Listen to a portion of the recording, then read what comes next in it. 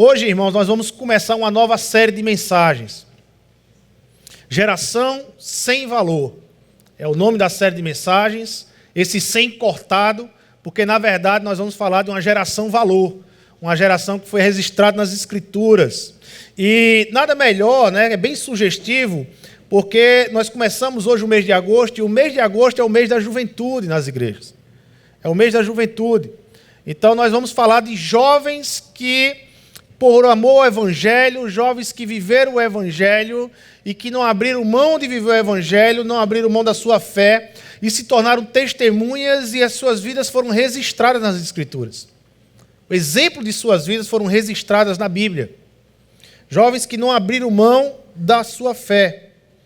Ao olharmos nosso tempo hoje, essa geração de hoje, o mundo hoje, nós vemos características que tornam uma geração distante da ideia de ser testemunha do Evangelho. Nós temos uma geração extremamente individualista. Nosso tempo hoje é um tempo extremamente individualista, onde cada um pensa em si mesmo, pensa na sua própria felicidade. Não há um pensamento de comunidade, não há um pensamento de fazer parte de uma comunidade, mas é um pensamento pessoal, seu, egoísta. É uma geração extremamente egoísta, individualista. É uma geração, como já foi até pregado aqui, é uma geração extremamente consumista também, engolida pelo consumo. E por ser engolida pelo consumo, muitas vezes chega na igreja, em uma comunidade que deve ser uma comunidade de servos, uma comunidade de serviço, chega na igreja não para servir, mas para consumir a igreja. Não entende a essência do Evangelho, não entende a essência do chamado de Jesus Cristo, onde o próprio Filho do Homem não foi chamado para ser servido, mas para servir. Se esquecem da natureza de servo de Jesus Cristo, do exemplo de servo, se esquecem da bacia e da toalha para apenas consumir. O individualismo e o consumismo, então, são barreiras em nossa geração que fazem com que a nossa juventude tenha extrema dificuldade de se tornar uma juventude testemunha do Evangelho. E quando eu falo testemunha do Evangelho, nós vamos falar um pouco mais na frente sobre isso, mas não é apenas o testemunhar da vida, mas é verbalizar o Evangelho, é verbalizar, é falar daquilo que você crê, é expressar aquilo que você crê. Muito embora a vida não está desconectada ao discurso, a vida está totalmente conectada àquilo que eu falo, mas muitas vezes nós nos escondemos e eu tenho muitas vezes visto na vida de muitos jovens meio que se escondendo na ideia de que eu prefiro que as pessoas, elas mesmo me reconheçam que eu sou cristã. Quando eu chego num lugar, eu não digo que eu sou cristã. Quando eu chego num lugar, ou quando eu estou num lugar, eu prefiro não falar do Evangelho, mas eu prefiro que as pessoas vejam o Evangelho na minha prática de vida. É excelente isso, mas isso não é suficiente, porque a própria palavra de Deus vai dizer que todo discípulo tem que verbalizar, falar do Evangelho. O ide fazer discípulos em todas as nações tem a ver com eu chegar para alguém, para um amigo meu, para um familiar meu, e dizer, senta aqui que eu quero contar algumas verdades eternas para você. Algumas verdades que vai fazer diferença na sua vida hoje, amanhã e eternamente na sua vida. Eu preciso falar do Evangelho. Mas eu tenho notado que a juventude na igreja, ela tem tido muita dificuldade de experimentar a ideia de testemunhar, de verbalizar, a ideia de pregar a palavra. Pregar a palavra. Eu quero trazer aqui alguns dados de uma juventude que ela é cheia de informação, mas tem pouco aprofundamento. De uma juventude que é livre, mas é livre às custas da falta de amor, de cuidado, de companheirismo. É uma juventude literalmente solta, sem ter alguém para caminhar, sem ter alguém para acompanhar, porque é uma juventude muitas vezes engolida pelo individualismo da nossa geração, o individualismo da modernidade. E eu quero trazer aqui alguns dados. Essa pesquisa foi feita por uma agência que trabalha com pesquisas e materiais de igreja, Lifeway, produz material de ensino para muitas igrejas, e ela faz várias pesquisas, e eu quero trazer só 2 pontos da pesquisa da Lifeway, que foi feita em 2017. Então, é uma pesquisa recente para os nossos tempos. O primeiro dado aqui é que a pesquisa aponta que grande parte dos cristãos evangélicos não falam de sua fé para os não cristãos. Sua maioria. Realizada pela Lifeway, para analisar 8 atributos da maturidade dos cristãos evangélicos, a pesquisa traz dados preocupantes sobre a postura dos cristãos. A pesquisa mostrou que a grande maioria não falou sobre como se tornar um cristão para um não cristão nos últimos 6 meses. De acordo com o levantamento, 80% daqueles que frequentam a igreja protestante, uma ou mais vezes por mês, acreditam que não têm uma responsabilidade pessoal em compartilhar a sua fé. Eles não têm essa responsabilidade pessoal. Isso é de alguém. Isso é do pastor no domingo à noite, isso é do meu líder de célula, mas eu mesmo não tenho essa responsabilidade. 61% desses cristãos não têm um compromisso efetivo em falar de Jesus a outra pessoa. Então, 80% dos cristãos que frequentam a igreja 1 ou pelo menos 2 vezes no mês, eles não se sentem responsáveis em compartilhar a fé, mas apenas vivenciar a fé, mas não compartilhar a fé. E isso aí é um quadro do individualismo que nós vivemos em nossa geração. Aquilo que me faz feliz, aquilo que é bom no meu coração, aquilo que tem me feito caminhar e me encorajar, eu não quero para o outro, eu fico para mim. Isso é claro, um exemplo claro do individualismo da nossa geração. O estudo constata também que período de faculdade faz com que 70% dos jovens cristãos abandonem a igreja. Nós vivemos uma época de acesso à universidade. Eu já vivi uma época, hoje talvez seja bem menos isso, mas eu já vivi uma época em que as mães nas igrejas tinham medo de que seus filhos fossem para a faculdade, porque tudo que ela dizia, meu Deus do céu, ele vai entrar na faculdade e vai se desviar. Ele vai entrar na faculdade e não vai mais permanecer na fé. Isso era um medo gritante. Eu acredito que esse medo diminuiu mais nos nossos tempos, mas não diminuiu a ideia de que muitos cristãos, ao chegar na universidade, chegam com a fé tão superficial, chegam com a fé tão imatura na caminhada com Cristo, que se desviam nas primeiras posições contrárias. Nos primeiros contra-argumentos acabam sendo engolidos porque não querem mais estudar, não querem mais pensar. São pessoas imaturas que chegam na faculdade em sua caminhada de fé. E nos primeiros argumentos, argumentos mais fracos que sejam, muitos se desviam na caminhada. A faculdade funciona como um choque de realidade e um desafio de tentações para os jovens cristãos. Segundo informações da revista, da Lifeway, a participação em uma comunidade de fé nos anos que antecedem a faculdade tem extrema importância, pois geralmente os jovens vão abandonando a igreja conforme envelhecem. Entre 16 e 17 anos, a queda na frequência é de 10%. Entre 17 e 18 anos, a queda é de 14%. E entre 18 e 19 anos, a queda é de 13%. Os pesquisadores constataram ainda que, na maioria dos casos, os jovens não têm intenção de abandonar a igreja. Na maioria dos casos, quando um jovem vai para a faculdade, ele não vai com a intenção de abandonar a igreja. Ele já não vai pensando em abandonar a igreja, ele vai para ficar com a igreja. É acadêmico, é profissional para ele. 80% dos que saíram disseram que não tinham esses planos.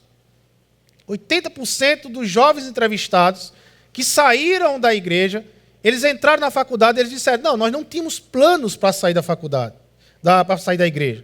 Mas diante do acesso a novas informações, passaram a discordar da educação teológica que receberam e verem a igreja como algo sem importância em suas vidas. 4 fatores foram apontados pelos entrevistados como determinantes para que permanecessem na igreja, apesar da caminhada da faculdade. Primeiro fator, a igreja me ajuda a tomar algumas decisões no dia a dia, antes dos 18 anos. Jovens entrevistados, antes de fazer 18 anos, diz que um fator importantíssimo para que ele continuasse na igreja e não abandonasse a igreja é que a igreja me ajuda a tomar algumas decisões do dia a dia. É uma igreja que traz o evangelho para a prática do dia a dia. Ela não desassocia o evangelho com o seu dia a dia, mas ela traz para a prática do seu dia a dia. Um outro dado importante, meus pais são casados e frequentam a igreja antes dos 18 anos. Isso foi uma resposta que esses entrevistados deram. Um outro dado importante, as pregações do pastor são relevantes para a minha vida. Foram a resposta que esses jovens antes dos 18 anos deram. E um outro dado importante, existe um adulto da igreja que investe em mim pessoalmente e espiritualmente. Muitos jovens não deixaram a igreja porque estavam com algum adulto da igreja sendo acompanhado, no nosso caso, de repente uma célula, você está numa célula, sendo acompanhado, sendo ouvido, suas questões e seus questionamentos, e sendo acompanhado, sendo pastoreado, discipulado em um processo junto com a igreja. Veja como o discipulado, ele, portanto, é importantíssimo na caminhada cristã. Ele é importantíssimo na caminhada cristã. Vamos aqui para a mensagem. Uma geração que tem acesso a muita informação, mas não tem quem caminhe ajudando a interpretar tanta informação. É diante desse quadro que a juventude, jovens aqui, pais, adolescentes, aliás, eu tenho um alento para você que está com 40 anos, que de repente entra naquela crise de não se sentir jovem. Quando a Bíblia fala de jovem aqui, para a Bíblia, Timóteo era um jovem, mas na cultura judaica, jovem era a partir dos 30 anos só. Então a gente é jovem na cultura judaica. Essa cultura aí fora, às vezes não nos considera jovem, mas nós somos jovens. Jovens, né? 30 anos é um menino novo. Começando agora a caminhada. 40 anos é um adolescente para Israel. Entendeu? Então, eu me sinto um adolescente. Timóteo é chamado de jovem, filho, jovem de Paulo, teria talvez aí seus 30 anos de idade, começando aí então a caminhada. E é diante desse quadro, então, que nós precisamos vivenciar o desafio, viver o desafio da ordenança que Jesus deixou aqui na terra. Qual é a ordenança? Qual é a grande comissão? Vão e façam discípulos. Né? Se a gente for poder traduzir essa comissão para os dias de hoje, vão e não abandone aqueles que eu enviar para estar ao seu lado. Vão e todo aquele que cruzar o seu caminho, não abandone. Não deixe de ouvi-lo, não deixe de orar por ele. Não deixe de investir na vida daqueles que estão perto de você. Porque se estão perto de você é porque Deus os enviou. É porque Deus tem um projeto e quer usar você ali pertinho para ser a igreja que abraça, para ser a igreja que ama, para ser a igreja que discipula aquela pessoa. Eu lembro da parábola do reino de Deus, da parábola do bom samaritano, em que o doutor da lei pergunta sobre a vida eterna. E é uma parábola que fala sobre a prática da vida eterna. E lá você tem 3 personagens nessa parábola do bom samaritano. Você tem um sacerdote, você tem um levita e você tem um samaritano. E os 3 personagens, eles fazem 2 coisas iguais. Quando eles passam pelo caminho e vê então aquele que está caído na beira do caminho, que foi assaltado e que foi destruído e que está na beira do caminho. Os 3 fazem 2 coisas iguais, mas tem uma coisa que só o samaritano faz. O levita não faz e o sacerdote não faz. O sacerdote, o levita e o samaritano, eles fazem iguais. Passar e ver. Os 3 passam por aquele que está na beira do caminho, os 3 veem aquele que está à beira do caminho. Mas o sacerdote e o levita, eles vão embora. Só o samaritano ele fica. É só o samaritano que ele faz, ele passa, ele vê e ele fica. Ele não vai embora. E essa parábola está falando de vida eterna, de um estilo de vida que é a vida eterna. O estilo de vida da vida eterna é aquele que passa, é aquele que vê, mas é aquele que não vai embora. É aquele que não deixa aquele que está perto de você à beira do caminho, mas ouve, trata, cuida, restaura, caminha junto. Esse é o estilo de vida do Reino de Deus. Somos muito bons em conhecer, em acessar as informações. Internet, redes sociais.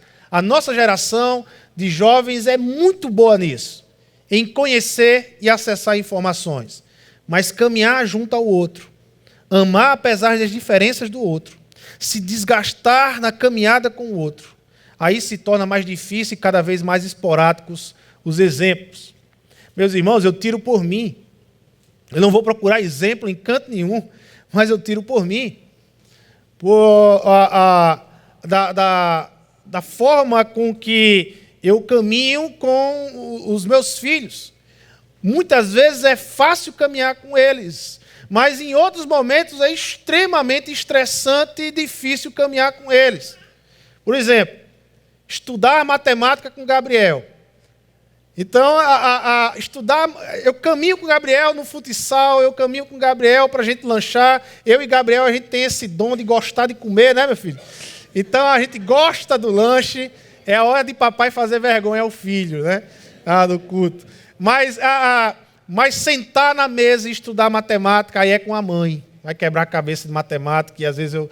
Mas a dificuldade que a gente tem e a luta que a gente tem de permanecer caminhando junto. Uma simples coisa, um simples assunto, e já vira um momento de estresse da família, um momento de estresse no relacionamento, né? De caminhada. Porque nós somos muito bons em acessar informações, nós somos muito bons em conhecer, mas nós temos dificuldade em permanecer, em caminhar com o outro, em se desgastar com o outro, em lutar com o outro. A gente abandona muito fácil as pessoas, gente. Na primeira luta a gente abandona. No primeiro vacilo que o nosso discípulo dá, que dá um passo para trás, a gente já diz, não serve, não dá mais para caminhar com fulano.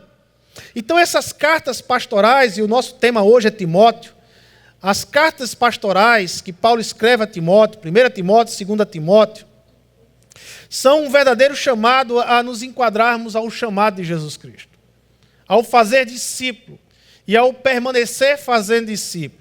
Nelas nós não temos apenas o conceito de discipulado, mas nós temos a prática de discipulado. Não é apenas um conceito, mas quando você lê 1 Timóteo, quando você lê 2 Timóteo e Tito, que é um outro discípulo de Paulo, você tem a prática do discipulado. Você não tem só o conceito, mas a prática sendo desenvolvida ali. E especialmente sobre o nosso personagem hoje, Timóteo, um jovem que foi acompanhado, viu a maneira de Paulo viver, seu mestre, uma fé operosa, um amor transbordante, uma firmeza de chamado e de propósito que Timóteo viu em Paulo. Desse modo, esse jovem Timóteo foi influenciado por seu mestre. Paulo, ele deixa marcas sobre a vida de Timóteo que estavam arraigadas e fariam parte de sua vida agora. Como bem coloca o pastor Marcelo aqui, quando ele está falando de discipulado, quando ele está falando de discípulo, de fazer discípulo, discipulado é vida na vida. Mas a pergunta é, que vida?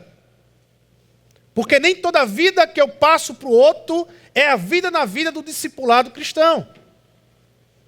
Discipulado é vida na vida, mas que vida? A vida de Cristo. É quando eu transmito a vida de Cristo, é quando eu transmito os valores e os princípios da vida de Cristo para o outro, eu estou realizando discipulado. Quando eu transmito através de exemplos e através de ensinos, eu estou fazendo discipulado. Paulo, antes de partir para a glória, ele deixou um estilo a ser vivido pelo seu discípulo, por Timóteo. Deixou um caminho a ser vivido e a ser transmitido por Timóteo. Olhando para a gente aqui reunidos hoje pela manhã, a gente pode dizer que deu certo o discipulado de Paulo com Timóteo. O evangelho chegou até nós. Timóteo continuou transmitindo esse evangelho e por uma rede de transmissão, através da história, esse evangelho chegou à minha vida e chegou à sua vida. Deu certo o discipulado de Paulo com Timóteo. E um dia esse evangelho nos alcançou. Começou lá atrás, há um pouco mais de 2000 anos atrás, mas nos alcançou esse evangelho. E nesse caminho chamado cristianismo, todos nós somos chamados a desenvolver algumas práticas que geram vida de verdade em outra vida. E eu quero então compartilhar 3 princípios, 3 práticas na vida de um discípulo, a partir dos ensinos de Paulo na vida de Timóteo. Primeiramente, foi muito difícil trabalhar esse texto e tentar focar em Timóteo. Havia momentos que eu olhava para o esboço que eu estava fazendo da mensagem e dizia, mas eu estou falando mais de Paulo do que de Timóteo. E o tema é Timóteo. E eu fiquei meio que numa crise, eu apaguei esse esboço umas 3 vezes. Eu começava e não, apagava tudo. Eu começava e apagava tudo. Eu disse, meu Deus, como é difícil a mensagem biográfica. Mas aí eu compreendi qual era a dificuldade que eu tinha. Porque Paulo, ele deixou um discipulado tão impressionante na vida de Timóteo, ele deixou marcas tão vivas na vida de Timóteo, que é impossível você falar de Timóteo sem falar em Paulo. Que é impossível você falar de Timóteo sem tocar no mestre dele. Porque o que Timóteo vive, o que Timóteo ele transmitiu, foi a vida de Paulo e a vida de Cristo que estava em Paulo. E ele transmitiu para outros. Foi tão impactante o discipulado de Paulo com Timóteo. Veja, das 13 cartas que Paulo escreveu às igrejas, Timóteo ele ajuda Paulo a escrever em 7. Só que das 13, 2 cartas foram direcionadas para Timóteo, 1ª e 2ª Timóteo. Então a gente tem 9 cartas de Timóteo, de alguma forma, ou diretamente ou indiretamente, participando da história de Paulo. Então, por aí você tira a impressão do discipulado de Paulo na vida de Timóteo e como Timóteo carregou o de Paulo. Mas vamos ver aqui 3 princípios na vida de um discípulo práticos que Paulo ele fala para Timóteo. E aí nós vamos ficar em 1 Timóteo e em 2 Timóteo, tá certo? 1 Timóteo 2, 1, 4, de 1 a 4. A palavra de Deus diz assim: antes de tudo, recomendo que se façam súplicas, orações, intercessões e ação de graças por todos os homens, pelos reis e por todos os que exercem autoridade, para que tenhamos uma vida tranquila e pacífica, com toda piedade e dignidade. Isso é bom e agradável perante Deus, nosso Salvador, que deseja que todos os homens sejam salvos e cheguem ao conhecimento da verdade. Primeiro ponto discípulos desenvolvem uma prática contínua de oração. Primeiro ponto é que discípulos desenvolvem oração em suas vidas. Veja, Paulo ele começa aqui dizendo, antes de tudo, antes de você ser um grande doutor na palavra, antes de você começar a caminhada do seu dia a dia, antes de você ir para o trabalho, antes de você exercer aquilo que você tem que exercer no seu dia a dia, antes de tudo, ore. Façam súplicas, intercessões, ações de graça. Antes de tudo, se renda ao ministério de oração. Antes de querer conhecer as Escrituras, antes de querer vivenciar as Escrituras no seu dia hoje, antes de você querer ser bênção na vida da sua esposa, do seu esposo, antes de você querer ser bênção na vida do seu amigo, ore. Façam súplicas, intercessões, ações de graça, ore, dobre os seus joelhos, entra na presença de Deus, vai ao trono da graça, de onde sai graça de lá. Nós somos uma geração que temos esquecido essa estranha maneira de se conectar com o outro. Esse estranho caminho de se conectar com o outro que a palavra de Deus nos apresenta. Oração. A oração é o meio mais eficaz, mais íntimo, mais forte e mais poderoso de você se conectar com o outro. Quando você está chateado com uma pessoa, o que é que você deve fazer? Ore com ela. Ore por ela. Clame. Derrame bênçãos sobre a vida dela. Clame e você vai perceber que o seu coração, pouco a pouco, vai mudar em relação a essa pessoa. Você vai perceber que você vai começar a experimentar uma transformação que vem de dentro para fora, não é de fora para dentro. Você precisa orar por as vidas. Você precisa orar pela sua família. Você precisa orar pelos seus filhos. Você precisa orar, jovem, pelos seus amigos. Você precisa orar pelas oportunidades que Deus Ele pode providenciar em sua vida, em você testemunhar o Evangelho. Quantos aqui têm orado, têm jejuado, têm se derramado diante de Deus, pedindo a Deus o seguinte: Senhor, me dê a oportunidade de eu apresentar o teu Evangelho para um amigo meu, para uma amiga minha, para um primo, para uma prima. Quantos aqui têm dobrado os joelhos e pedido: Senhor, me dê a oportunidade de eu fazer parte desse movimento chamado fazer discípulo em todas as nações? Quantos têm clamado isso? Portanto, a advertência de Paulo para Timóteo é: jovem, antes de qualquer coisa, antes de advertir a igreja, antes de ensinar a igreja, antes de praticar o discipulado, antes de praticar o alcance, o evangelismo através da igreja, ore, clame. Sabe por quê, irmãos? Porque tudo depende de Deus. Mas a nossa geração é uma geração extremamente individualista, egoísta. É uma geração que acha que depende do seu poder, depende da sua força, depende das suas articulações, depende da sua sabedoria, depende do seu conhecimento, depende da sua informação. E o que Paulo está dizendo para esse jovem Timóteo é: meu filho, antes de tudo, ore, faça intercessões, faça ação de graças. Para quem orar? Para quem você deve orar? A palavra de Deus vai dizer: para todos os homens. Para todos os homens. Por todos os homens. Por todas as vidas. Sabe aquela vida que passa no Jornal Nacional, que você está lá assistindo e que você fica com o coração... Clame ao Senhor, ore por aquela vida. Sabe aquela vida que você passa no trânsito e vê ali, hoje em dia então tem crescido, você tem andado nas ruas e tem visto crianças pedindo, gente nas esquinas pedindo, nos sinais pedindo. Ore por aquelas pessoas. Não deixa de lembrar por aquelas pessoas. Ore, clame ao Senhor, entenda que é Deus que faz o movimento, é Deus que faz o movimento. Ore por todos os homens, não tenha preconceito. Quando Paulo está dizendo aqui: olha, antes de tudo recomendo que façam súplicas, orações, intercessões, ações de graças por todos os homens.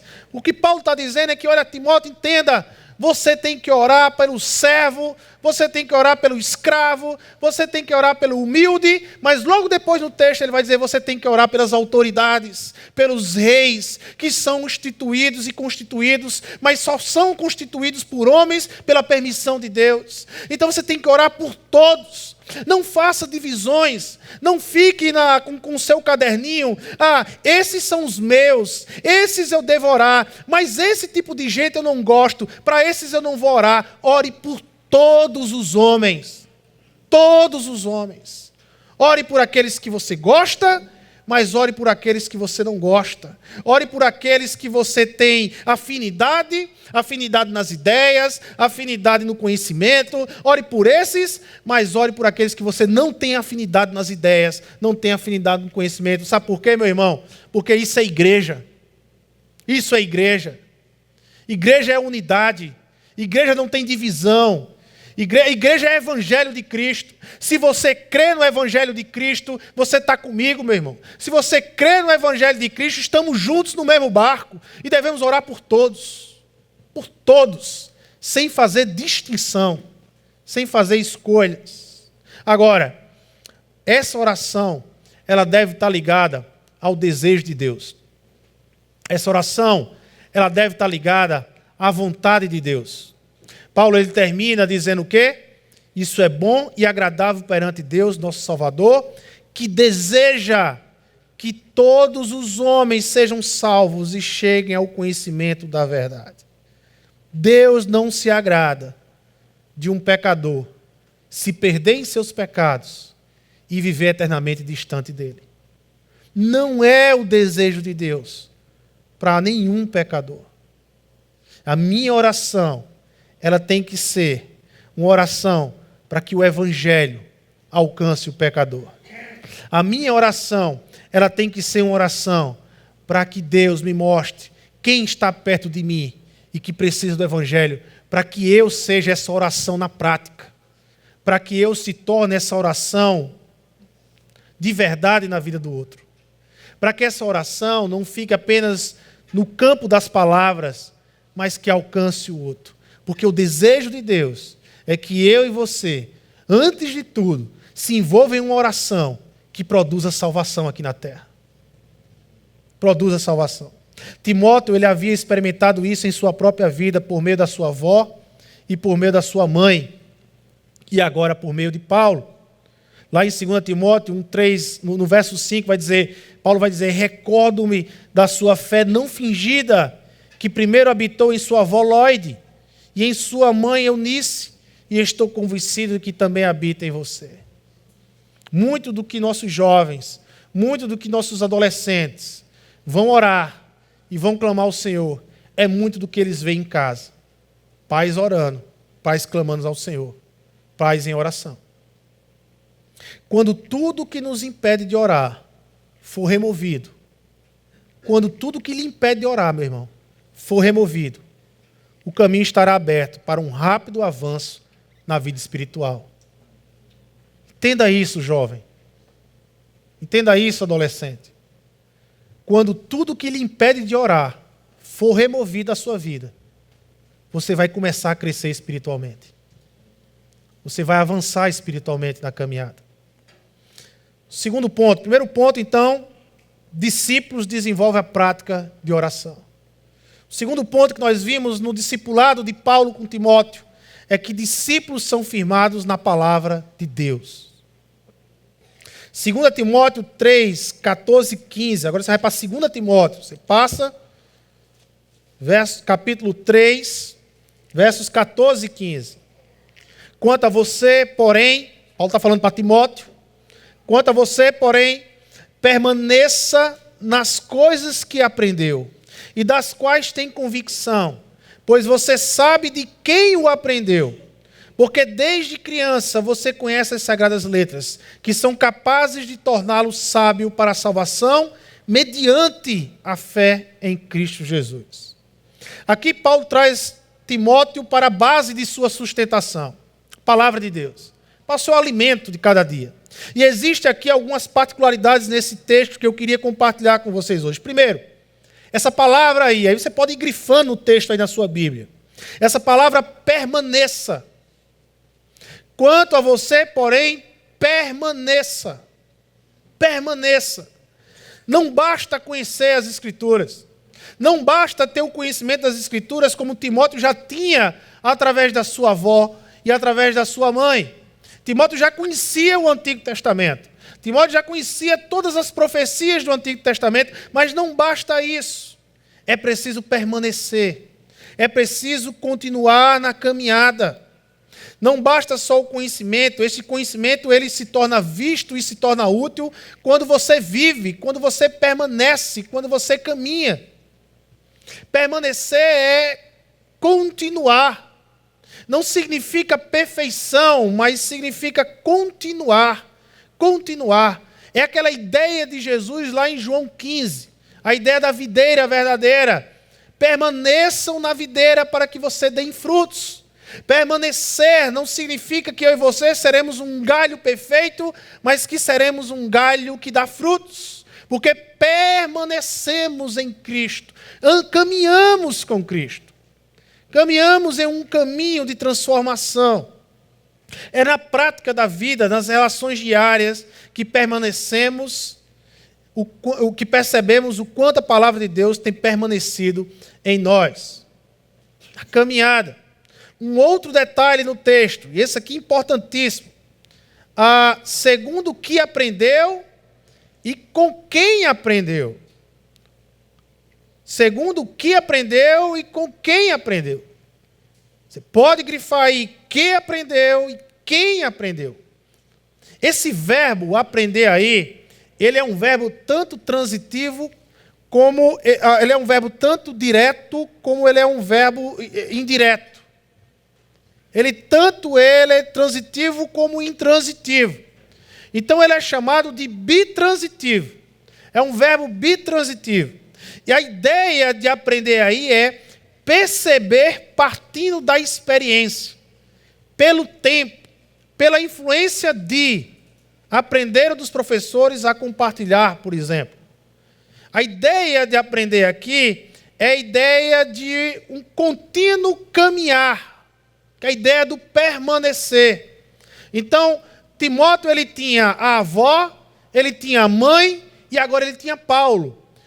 Você perceba que a caminhada de Timóteo é uma caminhada de discipulado. Ele continuamente está aprendendo e continua a aprender. Ele aprende com a avó, ele aprende com a mãe e agora ele está aprendendo com Paulo. O que é que isso quer dizer, irmãos? Que no cristianismo não existem autodidatas. No cristianismo não existe aquele que pode dizer, eu sei só, eu aprendo só. Eu consigo viver só. Olha, deixa eu dizer uma coisa. Você até pode ter um conhecimento das Escrituras só, mas você nunca vai viver o cristianismo só. Você nunca vai praticar o cristianismo só. E o cristianismo não é filosofia. O cristianismo não é uma ideia filosófica, em que você conhece, em que você aprende e pronto. Você pode construir a sua vida sozinho. O cristianismo se constrói em comunidade. Cristianismo é prática de vida. Ele não fica apenas no campo das ideias, ele desce do campo das ideias, ele alcança o coração do perdido e ele transforma o coração do perdido. É um processo. Palavra de Deus, lá em João 17:8, Jesus vai dizer, porque lhes dei as palavras que tu me deste, e eles a receberam, e têm verdadeiramente conhecido que saí de ti, e creram que me enviaste. A ideia de conhecer é a ideia de relacionamento. A ideia de conhecer é a ideia judaica. Um judeu, quando dizia assim, olha, eu conheço fulano, não é porque ele conhece o nome da pessoa, é porque ele conhece o caráter da pessoa, ele sabe quem ele é, ele sabe quem o pai dele é, ele sabe quem os avós dele é, ele conhece o caráter daquela pessoa. Então o judeu dizia, eu conheço fulano. Então por isso que Jesus vai dizer, olha, se vocês me conhecessem, se vocês conhecessem aquele que está falando agora, vocês pediriam ao Pai. Se vocês conhecessem aquele que está falando com vocês agora, vocês estariam salvos. Esse é o questionamento, por exemplo, de Jesus com a samaritana. Ah, se você soubesse quem está falando, se você me conhecesse, ou seja, Jesus não está dizendo conhecer pelo nome. Jesus está falando para aquela samaritana, dizendo, se você soubesse o meu caráter, a minha natureza, você me adoraria agora. Você se prostraria agora, porque eu sou Deus. Eu sou Deus falando com você. Sou Deus que está diante de você. Então você percebe essa caminhada de discipulado de Timóteo. Família, autoridade sobre a vida de Timóteo, mas a igreja, o apóstolo Paulo, agora mestre em Timóteo, que gera um discipulado para toda a vida. Muitos pais têm terceirizado discipulado para a igreja. E não é.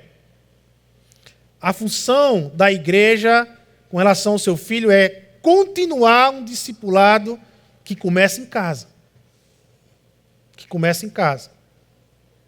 Muitos jovens têm caminhado de forma imatura na igreja, muitas vezes porque não conseguem ver exemplo em casa. Porque não tem o alicerce em casa. Timóteo foi um jovem de valor. Mas quando a gente olha para a vida de Timóteo, a gente percebe avó, mãe, investindo em Timóteo e Paulo na igreja investindo em Timóteo. A gente vê uma cadeia de discipulado na vida desse rapaz, na vida desse jovem. E ele fez a diferença. Aqui, o que aprendeu não se desvincula de quem aprendeu. É isso que Paulo está dizendo. Olha, aquilo que você aprendeu e que você tem convicção, mas mais do que isso, mais do que você aprendeu, com quem você aprendeu. Olha com quem você aprendeu. Olha quem eram as pessoas que estavam com você. Olha quem estava lhe ensinando. Veja, Timóteo, a vida dessas pessoas. Olha a vida de Lóide, a sua avó. Olha a vida de Eunice, a sua mãe. E olha a minha vida, Timóteo. É como se Paulo aqui não é uma coisa nem outra. Ele não desvincula, ele não separa isso. O que você aprende, de quem você aprende. É um pacote. É um conjunto. O que eu aprendo passa a ter mais valor, porque é de quem eu aprendo. É de quem vem o ensino. O impacto é maior. O valor é maior. E Paulo aqui nesse texto está lembrando justamente a Timóteo isso. Não se esqueça o que você aprendeu. Mas também, lembre-se de quem você aprendeu. Olha para as vidas dessas pessoas que lhe ensinaram. Veja como elas vivem. Veja os exemplos que elas dão para a sua vida. E aqui, aprender é muito mais do que passagem de conhecimento. É transmitir esse conhecimento no desenvolvimento de um relacionamento contínuo. Por isso a ideia de permanecer. É um relacionamento contínuo, irmãos. Não acaba nunca. O discipulado é para sempre. Às vezes diminui a periodicidade dos encontros. Às vezes diminui os encontros, né? À medida que nossos filhos vão crescendo, diminui. À medida que os jovens vão ali crescendo, talvez diminua. Mas é para sempre. A vida de discipulado é para sempre. E aí ele termina o texto dizendo para que todo esse discipulado? Torná-lo sábio para a salvação mediante a fé em Cristo Jesus.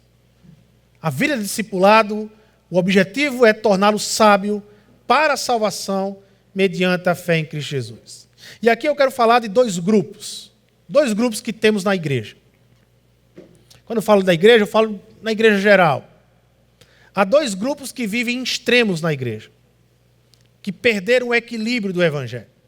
Há um grupo que diz que, olha, essa coisa de ler a Bíblia, essa coisa de estudar as Escrituras, essa coisa de parar para eu ler a Bíblia, isso não está com nada, tem que ter prática de vida, tem que ter experiência, só ler a Bíblia não serve. Por isso que eu nem leio mais a Bíblia. Eu vivo na experiência, eu vou na prática, eu meto a mão na massa. É assim que a gente tem que viver. Isso é a turma do extremo, que nega as Escrituras na transformação da vida. Mas existe uma outra turma também no outro extremo. Essa coisa de experiência, essa coisa de prática, eu quero ver conhecer as Escrituras, eu quero ver conhecer as doutrinas, eu quero ver conhecer a sistematização de todas as doutrinas aqui. Eu quero ver quando eu falo de salvação, a pessoa tem as respostas claras sobre redenção, sobre justificação, sobre expiação, sobre propiciação. Tem que ter o conceito, tem que ter o texto, tem que conhecer as Escrituras. Não adianta nada ficar prático. Por isso que eu não pratico nada, por isso que eu não meto a mão na massa. Eu prefiro mergulhar nas Escrituras e conhecer a palavra de Deus. Isso é a turma do outro extremo, que se apega a um conceito de só estudar as Escrituras e não percebe que o cristianismo desce das Escrituras e chega aos pés, às mãos, aos olhos, aos ouvidos, à boca e se expressa na vida. É uma teologia que se expressa na vida. E nós temos esses dois extremos. O primeiro é esse extremo que nega as Escrituras. Olha, o que é discipulado, gente? O que é um discipulado? O discipulado é um estilo de vida muito facetado. É uma fusão de elementos que gera vida. Elementos como adoração, como fé, como obediência e como esperança. Esses elementos fazem parte de um discipulado. Esses elementos fazem parte de uma relação entre discípulos. Fé, obediência, esperança. É um estilo de vida. Mas todos esses elementos são uma resposta da revelação de Deus. Ter fé, ter esperança, ter obediência é uma resposta à palavra de Deus. Ora, não adoramos a um Deus desconhecido.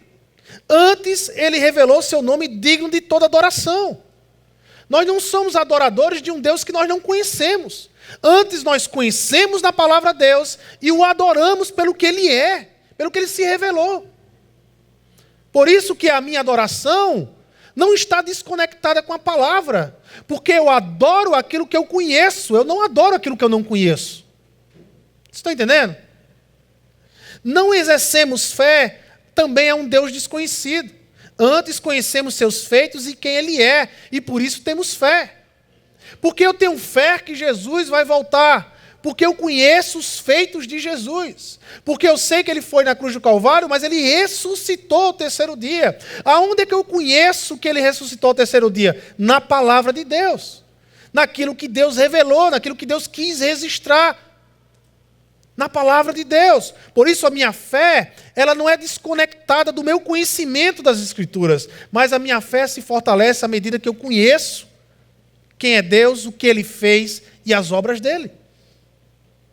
Como podemos obedecer sem conhecermos? Antes conhecemos a sua vontade e os seus mandamentos. Como é que eu posso obedecer sem conhecer? Não nos enchemos de esperança à toa. Antes não é revelado a ação, a intenção de Deus sobre sua criação e o futuro glorioso que será consumado. Nós não temos esperança à toa, nós não nos enchemos de esperança à toa. Antes nós conhecemos nas Escrituras. Antes nós olhamos para as Escrituras e conhecemos o fim de todas as coisas e a volta de Cristo e o reino eterno. E isso nos faz encher de esperança. Nos faz encher de esperança. Portanto, não desvincule a sua adoração, a sua obediência, a sua fé, a sua esperança das Escrituras. Mas tem um outro lado. O lado que quer só as Escrituras e não quer vivenciar a caminhada. Pessoas que querem abrir a Bíblia sem a presença graciosa e amorosa de Jesus. Estes julgam e condenam e não salvam e não dão uma expressão de salvação para ninguém. As sagradas letras se tornam salvo para a salvação, segundo o texto que nós vimos, mediante o quê? A fé em Jesus. Fé em Jesus. Meus irmãos, Jesus é a chave hermenêutica para você ler toda a Bíblia. É a forma que eu interpreto todas as Escrituras, é a partir de Jesus. Se Jesus não tiver na minha interpretação, se Jesus não tiver na minha vida, muito provavelmente eu vou virar um religioso. Uma pessoa que vai sair apontando o dedo para todo mundo. Você está em pecado, você está em pecado, você está em pecado, mas é incapaz de chegar no pecador, abraçar o pecador e caminhar com ele. Porque Jesus, quando denunciava o pecado, ele abraçava o pecador e caminhava com ele.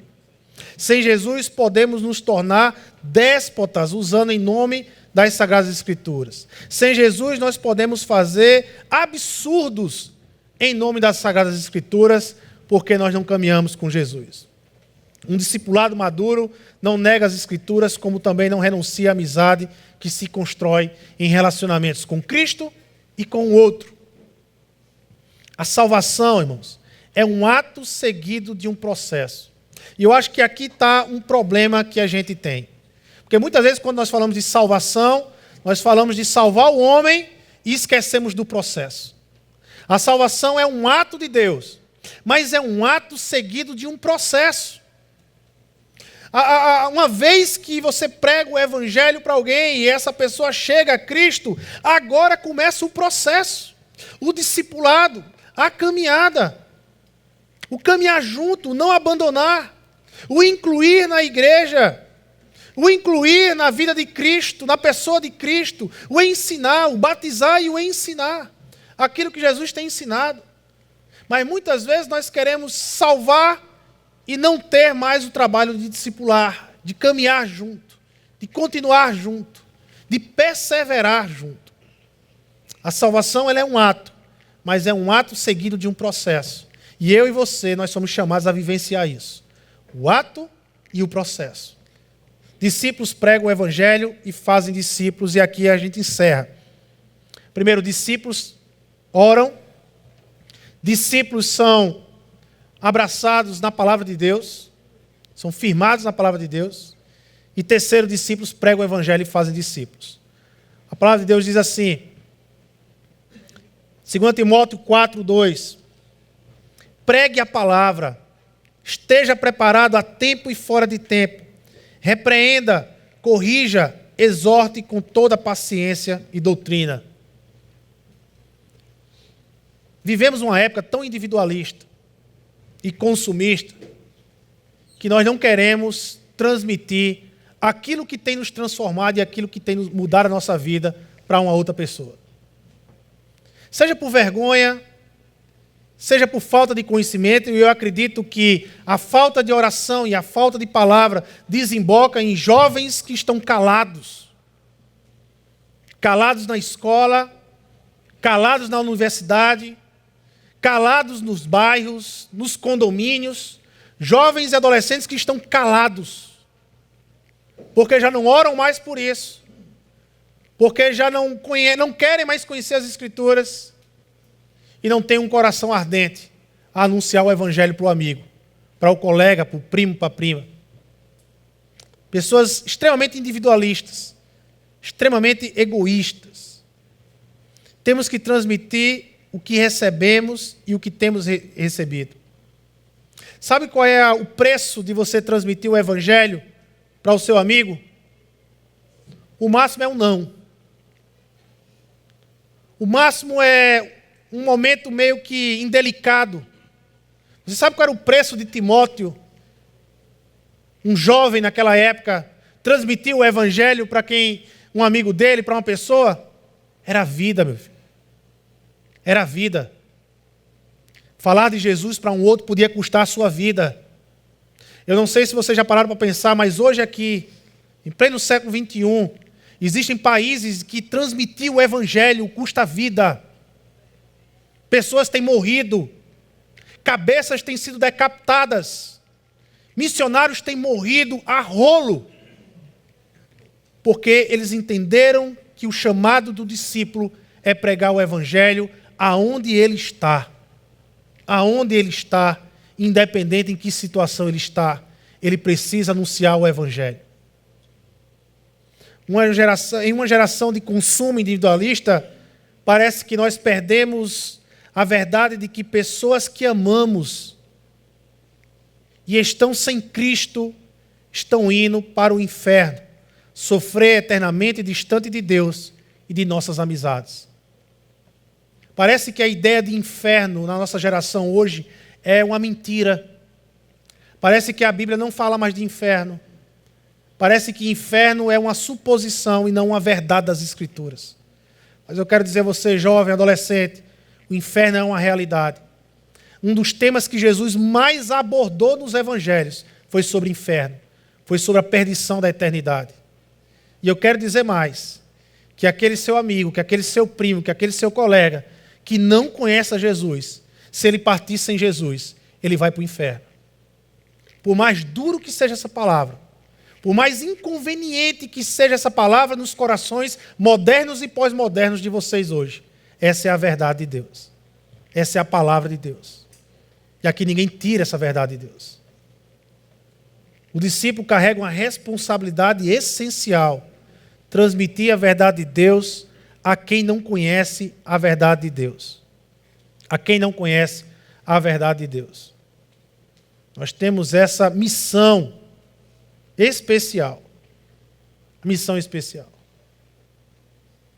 2 Timóteo 2,2, para concluir, Paulo diz assim: e as coisas que me ouviu dizer, Paulo está dizendo para Timóteo, e as coisas que me ouviu dizer na presença de muitas testemunhas, confia a homens fiéis que sejam também capazes de ensinar a outros. Há uma cadeia de resultado na vida de um discípulo. Em um discipulado você tem uma cadeia de ensino. Aquilo que eu transmito para o outro, você tem que transmitir para outro, e assim nós vamos transmitindo em uma cadeia de discipulado. Aqui na igreja nós temos as células. As células é um bom caminho para você viver discipulado. Há uma cadeia de discipulado, onde líderes de células e líderes em treinamento discipulam os membros da célula, onde esses líderes de células, os líderes em treinamento são discipulados por seus líderes de célula, onde esses líderes são discipulados pelos seus supervisores, onde esses supervisores são discipulados pelos seus pastores. E há uma rede de discipulados sendo desenvolvida na igreja. Uma rede de discipulado. De sentar junto, de caminhar junto, de dizer assim: olha, você não está só, caminha comigo, vamos aprender juntos, vamos crescer em Cristo juntos e vamos anunciar o Evangelho juntos, para muitos que não conhecem o Evangelho. Eu espero que hoje, a minha oração é que você saia, meus irmãos, com um coração convicto de quem você é. Você é um discípulo de Jesus. Você é uma discípula de Cristo. E como discípulo de Jesus, como discípula de Cristo, você tem a responsabilidade de transmitir o Evangelho para uma outra vida. É a sua responsabilidade. É a nossa responsabilidade. Transmitir o Evangelho para uma outra vida. Transmitir com oração, com palavra e com o discipulado, com o evangelismo. Transmitir o Evangelho. Essa é a nossa responsabilidade como igreja. Amém? Vamos orar e agradecer a Deus. Senhor Deus e Pai, nós queremos te agradecer, Senhor, por essa manhã. Obrigado pelos louvores, pela tua palavra, pela ceia. Deus, como nós somos privilegiados em estarmos essa manhã aqui como comunidade, expressando o teu amor, Pai amado, em comunhão. Deus, nós somos gratos pela vida do apóstolo Paulo, pelo que o Senhor fez na vida dele e pela vida de Timóteo, um jovem de valor, um jovem que decidiu imitar a tua vida, Senhor, através da vida de Paulo, um jovem que negou tudo aquilo que tinha na sua juventude para que um jovem fora do Evangelho pudesse viver. Ele preferiu viver o teu Evangelho. A história da igreja diz que Timóteo foi morto pelas mãos do imperador Domiciano. Foi decapitado igual o seu mestre. Preferiu morrer igual aquele que ele seguiu,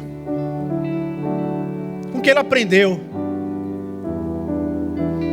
Mas olhando para a tua palavra, a gente tem convicção de que um mártir caiu sobre essa terra, mas um príncipe subiu aos céus. Porque através desse empenho de transmitir o teu Evangelho, de um coração ardoroso pelo Senhor, esse Evangelho chegou até a minha vida e a vida do meu irmão. E não foi em vão que Timóteo morreu, não.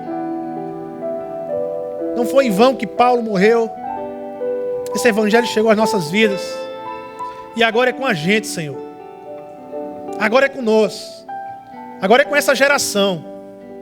Preparar as futuras gerações. E alcançar as vidas dessa geração. Alcançar jovens nas escolas, nos prédios, nos condomínios, nas ruas. Senhor, alcançar todo aquele que o Senhor colocar e cruzar o nosso caminho. Porque com o joelho no chão, entendendo que o poder vem do Senhor, que a coragem vem do Senhor, e com a ousadia de transmitir o teu Evangelho, nós vamos ver uma geração transformada para a honra e glória do teu nome, Senhor. Para a honra e glória do teu nome.